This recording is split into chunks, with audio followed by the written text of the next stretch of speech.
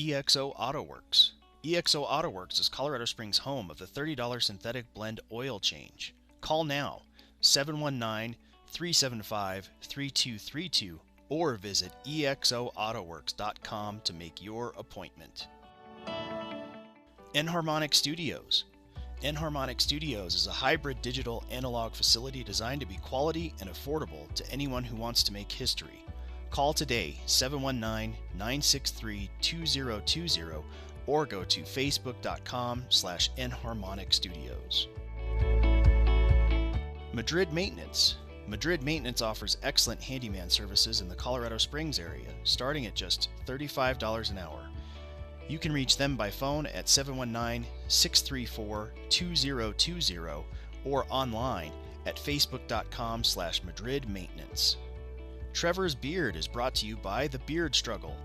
The Beard Struggle is my go-to for beard hygiene and styling products, so you should click the link below and use the code TLANE15, that's TLANE15, for 15% off your order.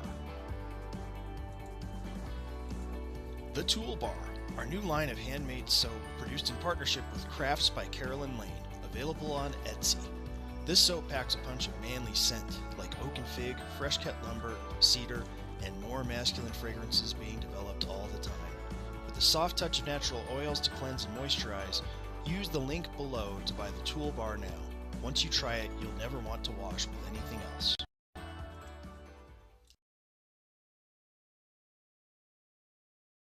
From EXO Auto Works. Streaming all over the world. It's your weekly dose of toxic masculinity.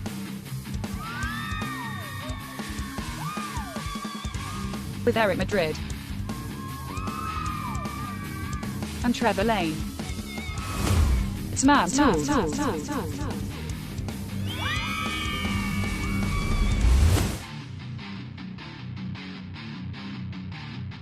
Oh, hello everybody.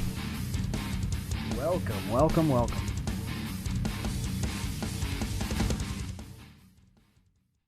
As you can see, it's a wonderful Trevor flying solo edition of Man Tools.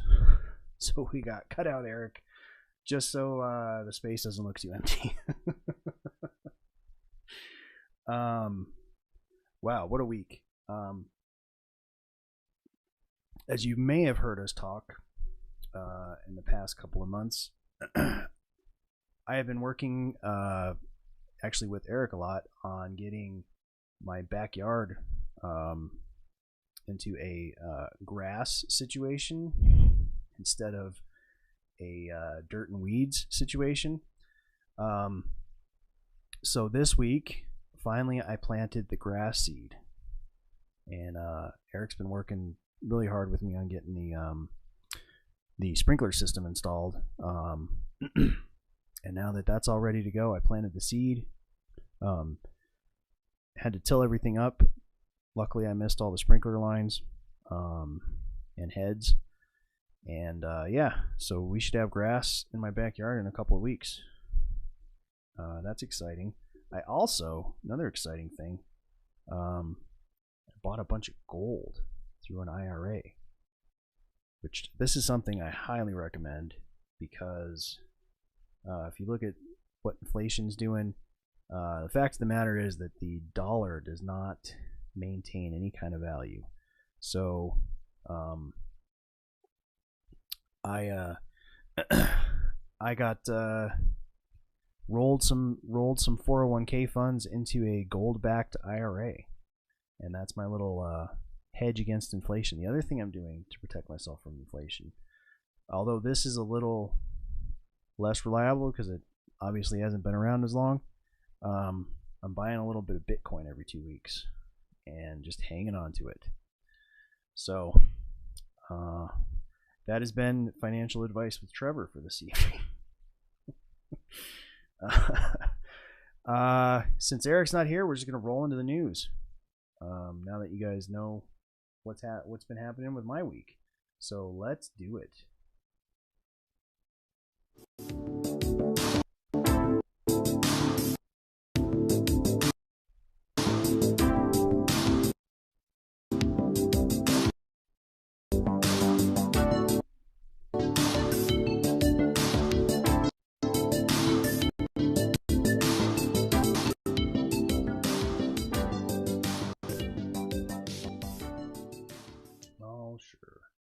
course it's not.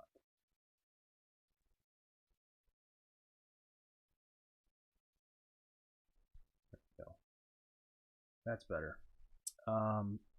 So before we get started with the news, I want to say thanks for hanging out. I see Aaron and Jennifer both in the chat. Glad to have you. Let's see. This is bananas.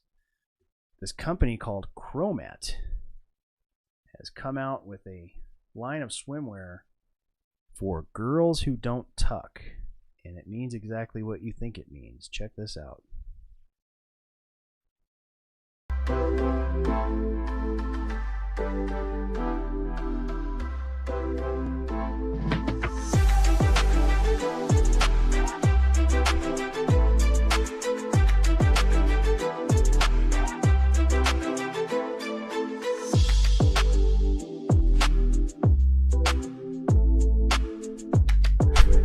As it says, for girls who don't tuck, trans, femmes, non-binary people.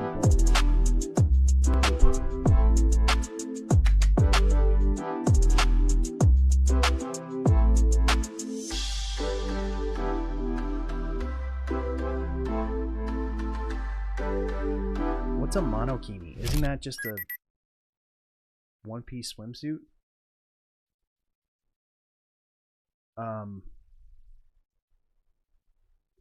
I don't know. Look, I'm going to put it this way. I get the whole, well, I mean, I don't get it, but I can use a little bit of human empathy and sympathize with someone who is trans and, you know, is born a male but feels like a female. But I will say this. If you're convincing others of that, I would have to say that the bare minimum is to tuck and shave your face. Sorry, ladies. That's just how it is. The other thing I wonder about is why wouldn't you? Like, if you're comfortable just letting that hang, isn't that an indication that you're comfortable just being a man? I don't know. Seems that way to me. Who am I to judge? I don't know. Of course, chime in with your comments in the chat. Or you can also, if you want to actually talk to us, you can call us at 719-285-9863. The phone lines are open. Yeah, I don't know. It's just not something that I get, and I'm not sure I ever will. And that's okay. I still try to treat everyone that I encounter with, human dignity and respect, and I think that's the primary thing there. But yeah, gals that don't tuck, I'm not sure what to think about that, or the swimwear designed for them. Oh, Zookeeper's in the chat. Hello. Let's see, up next in our news coverage, this was pretty epic. If you've been following what happened with Afghanistan, and now the Secretary of Defense and the top generals being taken to Congress, they were in the Senate a couple days ago, and now they've been testifying in front of the House.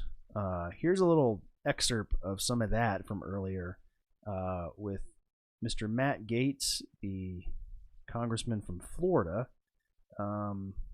putting General Milley, who is the chairman of the Joint Chiefs of Staff, to task here. You really blew that call, didn't you, General? It's not pulling any punches. I believe that was a issue of strategic stalemate, and that if we had remained in Afghanistan, with the advisory levels of effort than the government of Afghanistan. Well, that's an interesting Afghan answer to a security question. It's forces. just not one I asked. You spent more time with Bob Woodward on this book than you spent analyzing the very likely prospect that the Afghanistan government was going to fall immediately to the Taliban, didn't you? Not even close, Congressman. Oh, really? Because you said right after Kabul fell that no one could have anticipated the immediate fall of the Ghani government. When did you become aware that Joe Biden tried to get Ghani to lie about the conditions in Afghanistan? He did that in July. Did you know that right away? I'm not aware of what President Biden... You're not aware of the lying or- phone call that Biden had with Ghani where he said, whether it is true or not, we want you to go out there and paint a rosy picture of what's going on in Afghanistan. You're the chief military advisor to the president. You said that the Taliban was not going to defeat the government of Afghanistan militarily, which, by the way, they cut through them like a hot knife through butter. And then the president tries to get Ghani to lie. When did you become aware of that attempt? Well, there's two things there, Congressman, if I may. One is what I said was the situation was stalemate, and if we kept advisors with there, the government of Afghanistan and the Army would have... Now, I will say this. They did... If that was his advice, the folks above him did not follow that advice. They chose not to leave any advisors with the Afghan Army. They just, pulled up and left. And then obviously the Afghan Army apparently didn't have any will to stand in the Taliban's way. Still been there. That's what I said. Whether that's right or wrong, I don't know. But It seems wrong now with Well, the Taliban in we withdrew control. all I have a the- question we for withdrew all the Secretary advice. Austin. Secretary Austin, are you capable of assessing whether another has the will to fight? No, we're not, and that's the point that the chairman made earlier. So. That's just like an incredibly disappointing thing for the Secretary of Defense to simply say, I can't assess whether someone has the will to fight. But it is consistent with your record. I mean, during the Obama administration, I think they gave you about $48 million to go train up some folks in Syria to go take on the Assad government. And I think your testimony was that only 4 or 5 survived first contact with the enemy. So what confidence should this committee have in you, or should the country have in you, when you've now confessed to us, and whether it's All the right, swing... we're not going to watch all of that. Holy shit.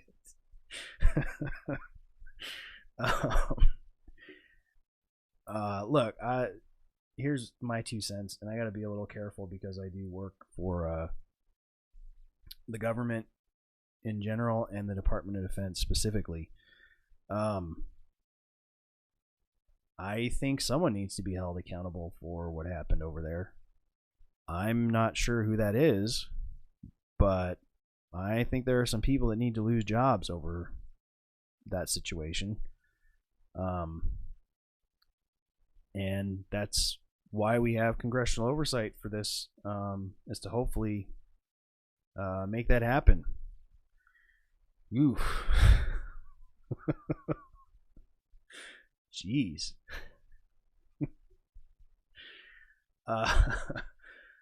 Moving on to our next story. Oh yeah, we're gonna get into. We haven't really covered it, but we're gonna get in tonight into the Gabby Petito and Bian Laundrie murder thing. We're gonna start kind of where the kind of timeline of things going south started with this couple. For those unfamiliar, they were kind of Instagram influencers. I don't know if they've always been in the if their influence has always been in the van life thing, but at some point they got into that. I think fairly recently, because from what I understand, the van that's involved in this was a rental. So I would assume that if they were really into that deep, they would own a van. Yeah, yes, Zookeeper, that is happening by you. At least now, the stuff that they're worried about now is happening by you. But this, to give you the backstory, this couple got in a van that, at least back in the day, would be called a conversion van. So it's a van that has like a bunk and a little kitchenette, and so you can live out of it in slightly more comfort than if you were sleeping in the back of your car. And at some point in Utah, They were having enough problems that someone who could hear and or see what was going on called the police, and this is the what do they call it? The good lord, the chest cam or whatever. The yeah, you know what I'm talking about. The cameras that all the cops wear now. This is the footage from that encounter. Hey Brian, okay. What's going on? How come you're crying? I'm sorry, we've just been fighting this morning. Some personal issues. The officer asks Gabby to step out and she explains what's going on. And I just quit my job to travel across the country, and I'm trying to start a blog. That could cause some stress. So I've been building my website, so I've just been really stressed. Then Laundrie is questioned. Tell me what's going on. She just gets worked up sometimes. Gabby told police she has OCD. She said she was afraid Laundrie was going to drive off and leave her stranded at the grocery store. She apparently scratched him during the back and forth scuffle. You want to tell me about so I guess this went down at a grocery She store. had her cell phone in her hand, that's why I was pushing her away. On the day they were pulled over, Gabby and her fiance had been living in their small van. Hopefully they show this a little better.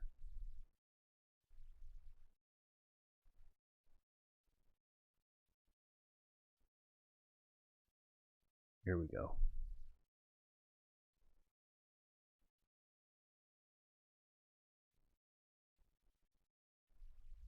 Until it erupted in tears and shoving. Gabby, still distraught, says being pulled over by the cops added to the stress. I just saw the lights come on, and it was more just like, you're an idiot. One officer takes photos of Laundrie's scratches. I'm not going to pursue anything. It's my fiance, I love her. Then an officer asks Gabby this question. When you slapped him those times,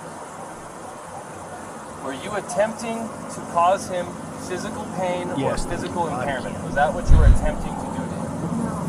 What were you? I was trying to get him to stop telling me something. Gabby sobs as the cop tells her that he's made a decision whether to charge her or not. You're 22, right? So I'm choosing not to cite you today. Laundrie was not charged either, but at the cop's insistence, he and Gabby spent the night apart to cool down. Officers gave him a ride to a local hotel. All right, I'm going to stop it there. We don't need to see the rest of it. This is kind of where the timeline of what I'm going to go through here starts. I do want to point out that at least during this interaction, he was the one with physical marks on his body. Now, I'm certainly not saying that she deserved to get killed or anything crazy like that. But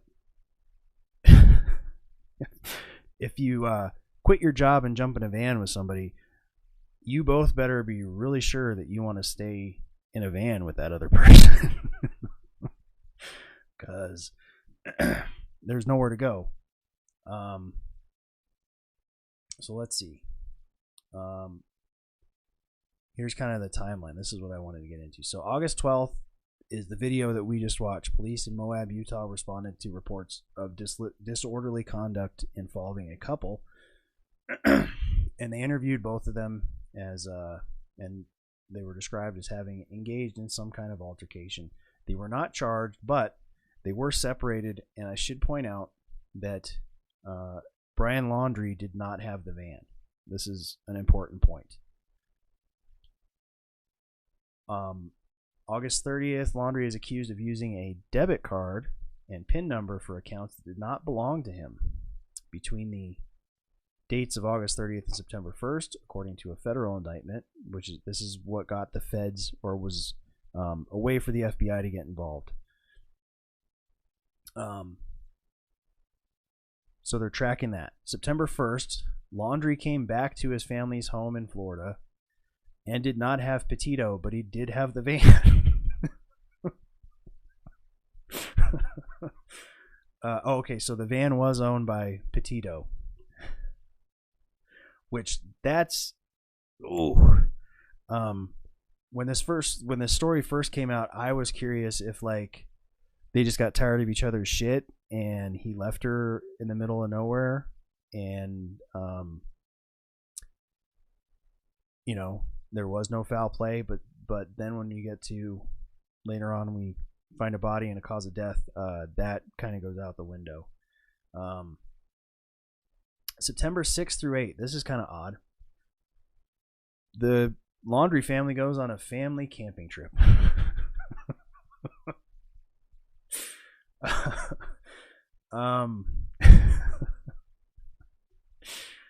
And during this time, the Pinellas County Sheriff's Office said that it was not currently investigating the campground and it was unaware of any confirmed sightings of Brian. So I would assume at that point he knows that he's at least a person of interest, if not a suspect.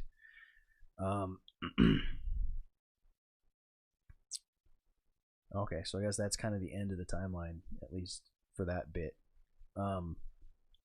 Fast forward to now. You've got Dog the Bounty Hunter getting involved.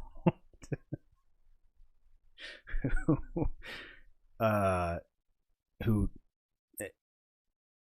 he, I'm sure everyone knows who Dog the Bounty Hunter is, but for those that maybe were living under a rock back when he was a big deal, Dog the Bounty Hunter is this dude from Hawaii with the most amazing mullet you've ever seen.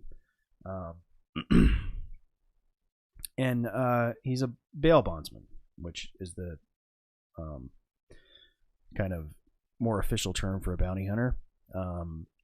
He if you ever watched his reality show, he always made it sound like he was this huge moral thing with him, that he doesn't use a gun. But then if you dig into his background a little more, you find out that he is a convicted felon, which means that he couldn't have a gun if he wanted. So he's at the very least a little less than honest, and possibly a complete fraud. I don't know. I'm not sure that it's helpful that he's involved. I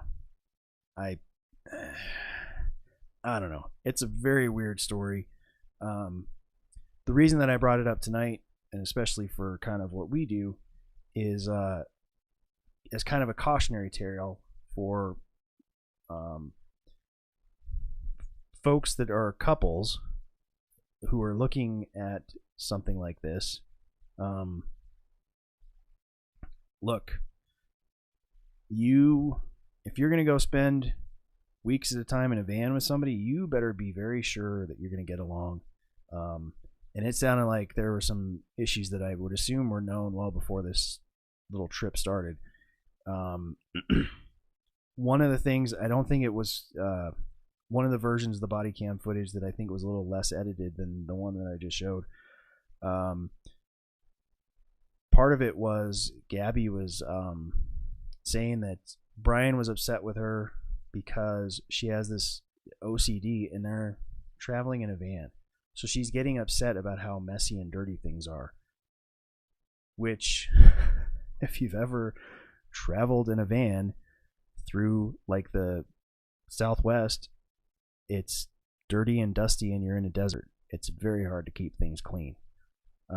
So I think that started to raise some tensions. And like I said earlier, I think at some point they both were probably tired of each other's shit. Now her body was found and it has been ruled a homicide.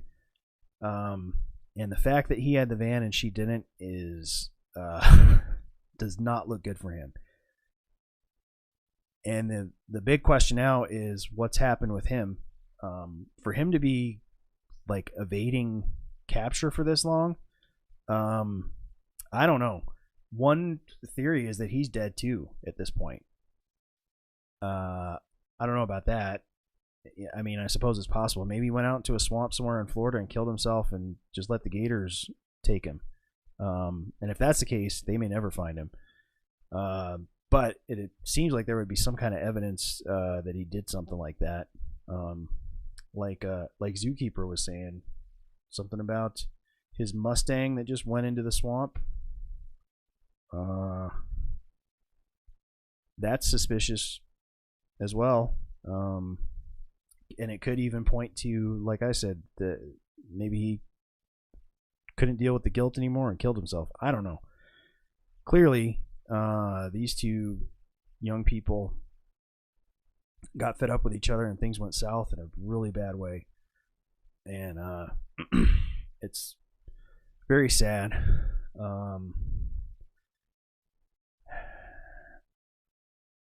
Like I said, just, this is a thing to be viewed as a cautionary tale to, really be sure about who you're with going both ways. That goes for men and women in any kind of relationship. And to go back to like I pointed out that he was the one that was marked up. The reason that I'm bringing that up is because most of the time people immediately go to, well, he was getting violent with her. Apparently someone got violent with her. It may or may not have been this Bian Laundrie. It appears that it probably was.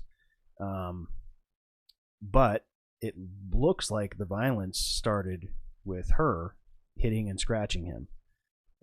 And look, if you're a guy and you find yourself in that situation, get out. That's all I can say. Get out. Because, you're not going to find yourself in a good way sticking around for that. And it looks like with this couple, they ended up in a bad way. So hopefully they find this dude and sort out exactly what happened, because it is rather tragic. Let's move on to something a lot more fun in the form of some cool stuff. Shall we?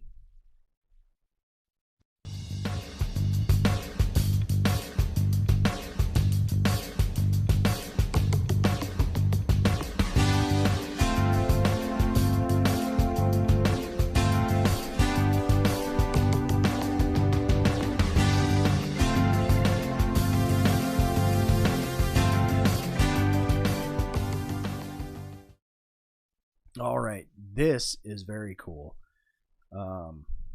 Check this out. This is like a grenade that puts out fires. This is pretty rad. Poof.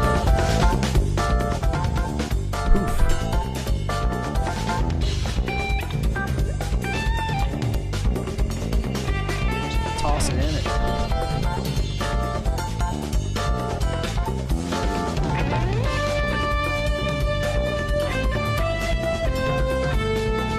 So safe that if you held onto it while it exploded, it would be alright. Oh, that's cool. So it can just be set up in places that potential fire hazards, and if you get a fire, it will go off and put it out.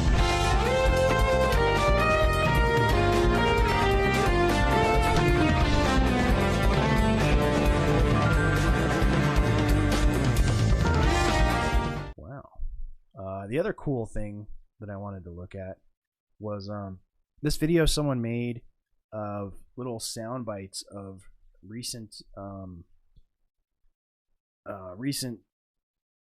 musings by the great Joe Rogan about COVID and totalitarianism and stuff like that we're currently facing. So I thought this was pretty cool.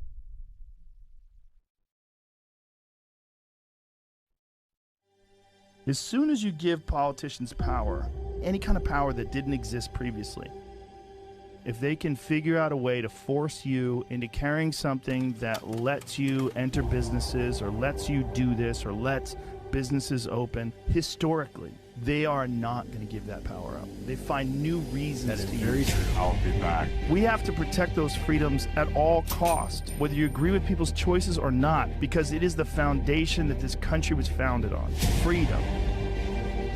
This idea of freedom, there's so many people that think it's frivolous, it's not important, it's not the main thing that we should be focused on, but it is the literal structure that allows this country to be so fucking amazing.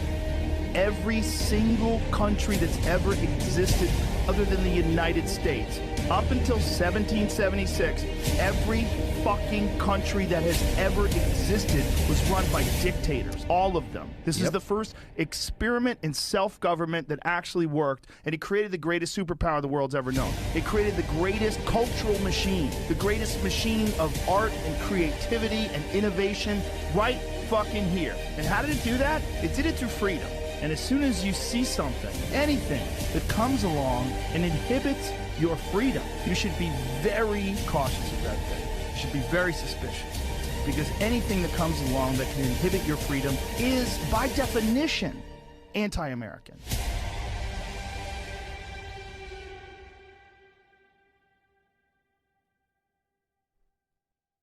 I love that. I agree with everything that he said in that. I do think we need to be very careful. What's sad is I need to be real careful right now because apparently YouTube has some new policies about what you can say. Apparently, if you do anything that criticizes the official vaccination policies, you can get your video taken down. So we're going to tread lightly this evening. We have some stuff coming up later that touches on some of this, but I made sure that the videos that we're going to play are themselves still up on YouTube. So hopefully we'll still fall in with the new rules and we don't run into trouble there. But in the meantime, I'm going to pay a quick bill. As always, Man Tools. Oh, let me get on the right. Man Tools is brought to you by our friends at EXO AutoWorks. And of course, I screwed up, Michael. I recorded the correct pre-roll and then I forgot to load it up this evening. So the pre-roll has the wrong prices here because some prices have changed. But as always, Man Tools is brought to you by our friends at EXO AutoWorks, Colorado Springs, home of the $40 synthetic blend oil change. EXO knows that finding the problem is the first step in getting your car right, which is why EXO AutoWorks provides diagnostics. They also do fleet services, fluid services, repair services, and much more. They work on all makes and models, including high-mileage cars, and they offer a 24,000-mile, 2-year nationwide warranty. So call EXO at 719-375-3232 or go online to exoautoworks.com and book your appointment right away. Thanks, EXO. And this week, we actually have a tool of the week that's not a person. I like it when we get that. Sometimes it's hard to find. But check this out. This is our tool of the week this week. Watch this. This is an amazing hammer. All right, let me show you something cool. This is a hammer from the Boss Hammer Co. And the cool thing about it is it does things that no other hammers will do. It's basically a speed square and a hammer all wrapped into one. Now, like most hammers, it has the magnet on the top to hold the nail. And it also has the groove for pulling nails. Only on both sides in case you're a switch hitter. But now here's some things it'll do that other hammers won't. First, it creates a perfect 90-degree between the bottom of the head of the hammer and the shaft. So you can easily hook it on a board and mark a 90-degree cut. Second, it's got a little measuring portion here from 1 to 5 inches. Again, so you can hook it onto a board and find a quick measurement if you need it. Third, on the back side, it has common angles. So you can hook it on the top of the board and rotate it to find any common angle you need. And lastly, on the front side, opposite the ruler, it has the common rafter angle. Same story, you hook it on the board, rotate it over until you find your rafter cut and mark it off. Now this little hot rod here is the 16-ounce full titanium. But you can also get them in polyfiberglass with titanium head, Tennessee hickory with a titanium head, polyfiberglass with a steel head, and Tennessee hickory with a steel head. And lastly, hiding right here on the bottom is a 1/2-inch integrated socket. So if you find yourself on the job site with a 1/2-inch nut or bolt you need to take off, flip your hammer around and get to work. That Truth be is told, so this is my second Boss hammer. The first one I got in hickory, and now I've got the titanium one. That is very, very cool. I dig that a lot. And I'm not even the handy one.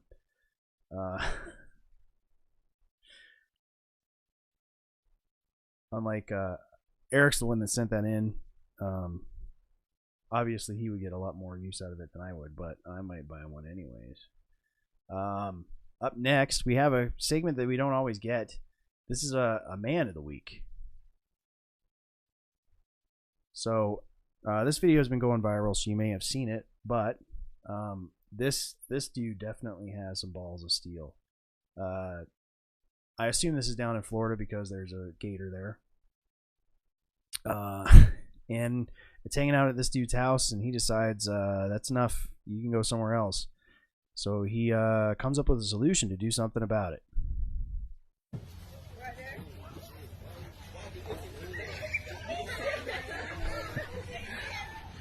So he's going after it with a with one of those like rolling trash cans, you know, that you have for your house. Hey, let me know when the head going inside. Let me know. Somebody let me know when the head going inside. I got you, go.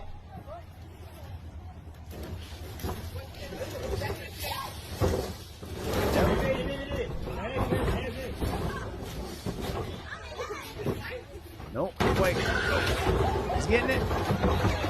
So the lid's down. The gator, except for like the very end of his tail, is inside. And he is going absolutely apeshit. And now this dude is just lifting the trash can up. So now the gator is stuck in that trash can. And, you know, I'm sure they called whatever Florida calls their Division of Wildlife to come take care of it. That was rad. That dude, he is definitely deserving of being the man of the week. All right. So this is a bit unusual for us. We're going to get into some sports and surprisingly some NBA coverage because that's not normally something we do. So let's hit it.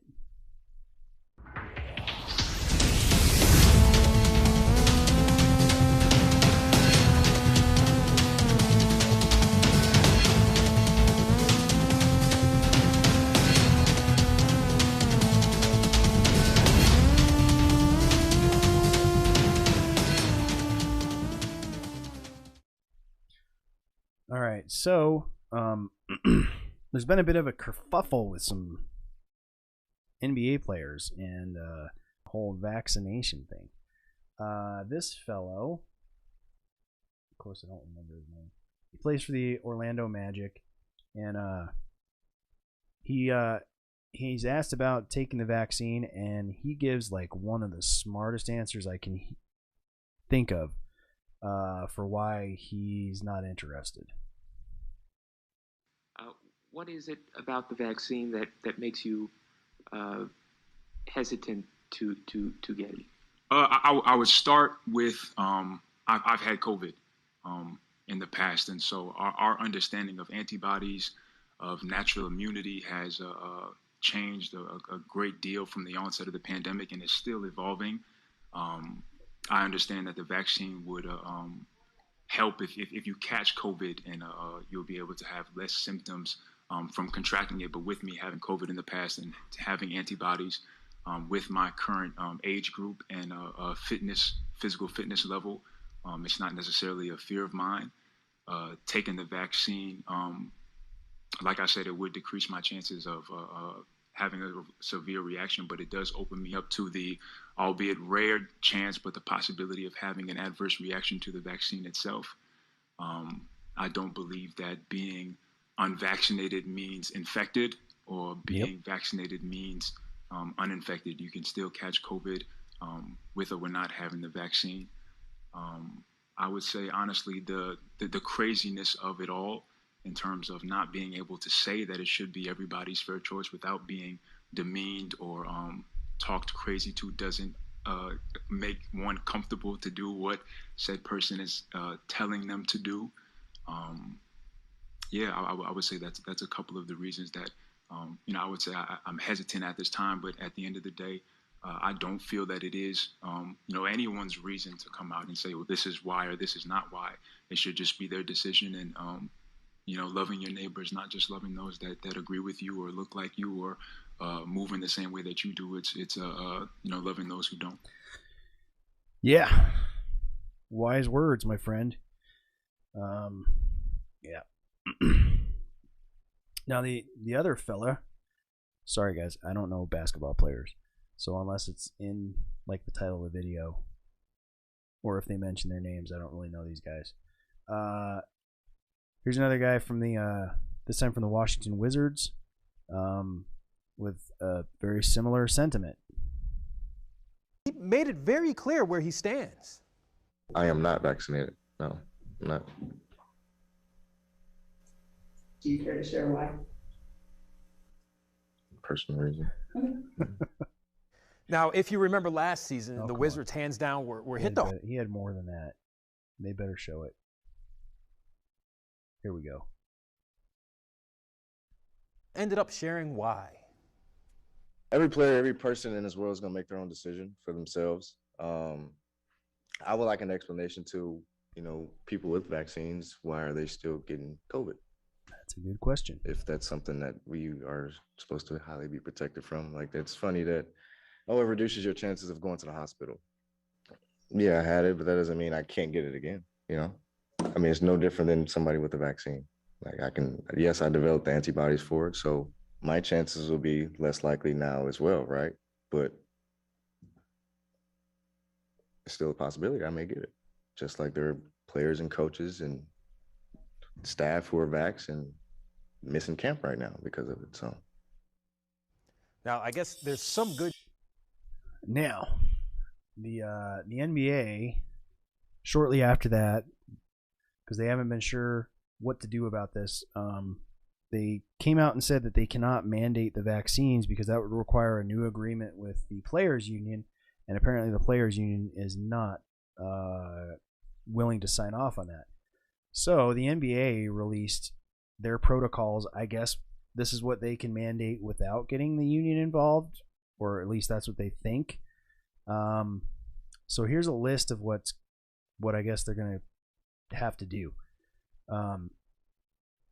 Vaccinated players are not required to undergo regular testing, but non-vaccinated players will undergo regular testing, including rapid tests when at the team facility, participating in organized activities, or interacting with other team personnel, and must conduct lab-based pregame testing on game days. Vaccinated players will not be required to quarantine, which, okay, unless you're sick, I'm not sure why they would. If they are in close contact with someone who's been diagnosed with COVID. But they would be subject to rapid testing for 7 days. Non-vaccinated players would be required to quarantine for 7 days. I don't know where they're getting the 7-day number. For a while it was 14, then it got walked back to 10. I don't think the 10 has changed. If they are in close contact with a COVID-19 infected person. Unvaccinated players are prohibited from dining indoors with the same room as vaccinated personnel. Okay, that's a weird one. When in their home market or the city that they play in, non-vaccinated players are required to remain at their residence except for essential activities like trips to the grocery store or taking children to school. That's very interesting. Non-vaccinated players are prohibited from going to restaurants, bars, clubs, entertainment venues, large outdoor gatherings, or other high-risk settings. I think that one's more for when they're on the road.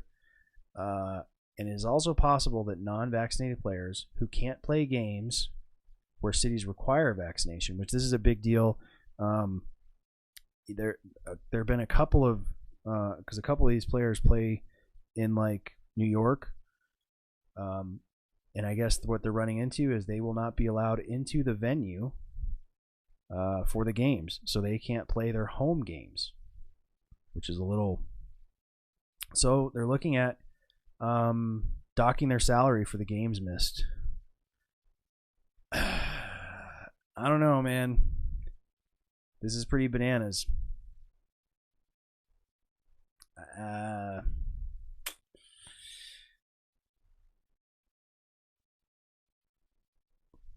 We live in interesting, weird times. That's all I can say. Supposedly we have a huge crisis with this, in terms of medical care and health care, and but we're going to lay off nurses. That doesn't really make sense to me. I don't think, for example, during the Spanish flu epidemic, that if there was a vaccine available and you had healthcare personnel that for whatever reason weren't taking it, and with the nurses, a lot of times it's that they've already had it, and that they get so many vaccines that they're kind of at risk for adverse reaction to almost anything. I don't think they would have been firing people at hospitals back then for not taking it. That's just my opinion. So, I know this isn't quite sports, but this is our sports coverage this week because we haven't really had any sports coverage lately. But that brings us to the week in history. So let's get learnt.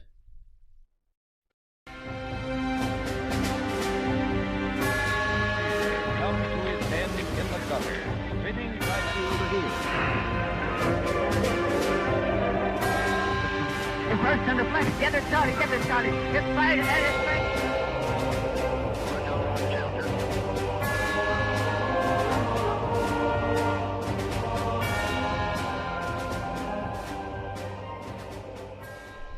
Oh, and now that I'm looking at my script, I can see that the first player in that sports segment was Johnathan Isaac, and the guy from the Washington Wizards was Bradley Beal. All right, this week in his history, September 30th, 1630, John Billington, one of the original Pilgrims who sailed to the New World on the Mayflower, becomes the first man executed in the English colonies.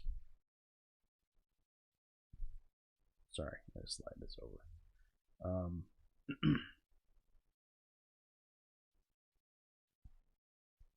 He is hanged for having shot another man during a quarrel.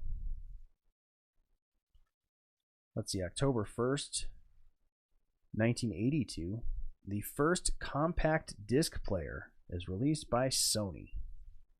And what an attractive piece of machinery that is.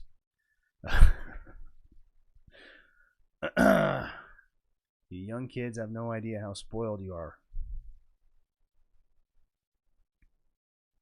And I didn't get to have one of those until like the late 90s. I was stuck with tapes. Let's see, October 2nd, 1909, Orville Wright sets an altitude record for flying at 1,600 feet. This exceeds the previous record set by Hubert Latham of 508 feet. And just to put this in perspective, I was thinking about this. So this is 1909. Obviously, Orville Wright was one of the people that invented the first powered aircraft. It would only be 60 years after this, and people would be walking on the moon. That boggles my mind. And obviously, it was centuries, thousands of years before human beings could fly in a machine like that. So it's pretty wild. Let's see. October 3rd, 1995. Former pro football star and actor O.J. Simpson is acquitted of the murders of his wife, Nicole Brown Simpson, and Ronald Goldman, ending what many called the trial of the century. October 4th, 1957. Sputnik 1. The first man-made satellite is launched, beginning the space race. The satellite, built by Valentin Yushko, weighed 184 pounds and was launched by a converted ICBM. Sputnik orbited the Earth every 96 minutes at a maximum height of 584 miles. In 1958, it re-entered the Earth's atmosphere and burned up. It's pretty cool. October 5th, 1969. Monty Python's Flying Circus debuted on BBC One. And now for something completely different.